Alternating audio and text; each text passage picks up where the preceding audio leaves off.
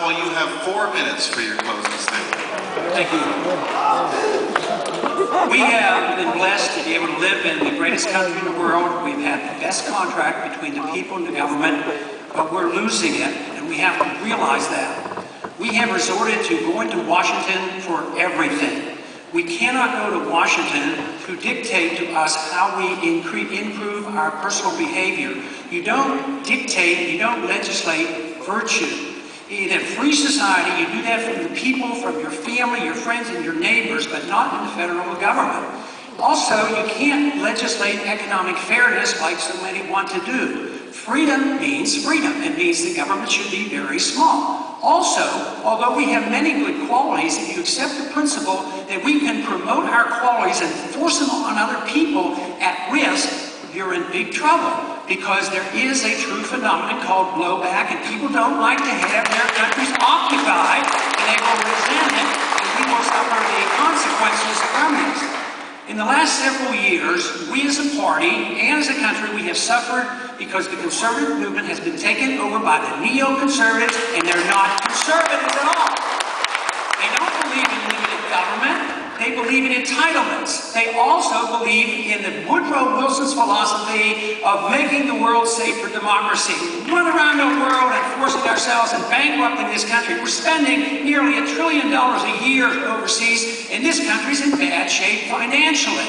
So we need to decide what we're going to do. Are we going to live within the law, or are we going to pretend the government can take care of everything possible? We are now $9 trillion in debt. We have a dollar that's crashing, and we keep financing this by taxing, borrowing, and then what do we resort to? We resort to printing the money. We should look to the Constitution. We should make sure that we get rid of our central bank, the Federal Reserve, and the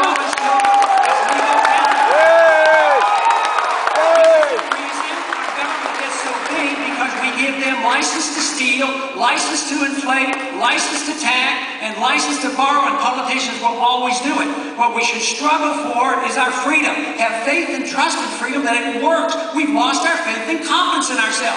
We feel like we have to be the bullies of the world, and we feel like we have to have government in Washington. What happens when government fails in Washington? We want to go to the UN like we already have. We already obey the WTO. We changed tax laws because of the WTO. There's every reason in the world that if we just look to our traditions and understood our problems, we can once again set the goal for liberty, not for this perfect society that comes at the sacrifice of liberty. When you ask government to do it, you have to sacrifice liberty. This is not difficult to understand, but right now we are drifting rather rapidly into a totalitarian state.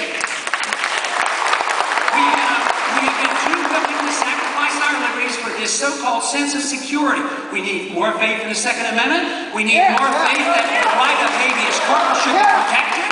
And we have to understand the national ID card is not going to work. That only registers and regulates the American people. And we don't need secret prisons. We don't need torture. We need American values and traditions. We need to believe in ourselves.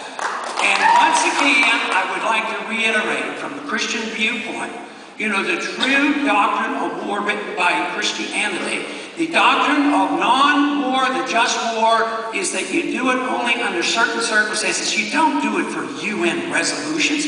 You don't do it for weapons that don't exist. You need to do it with a moral justification. If we would have declared the war like I insisted they should if they want to go to war, we wouldn't be debating the war now. It would be over and we'd all be a lot better off, and we would have 5,000 Americans still alive.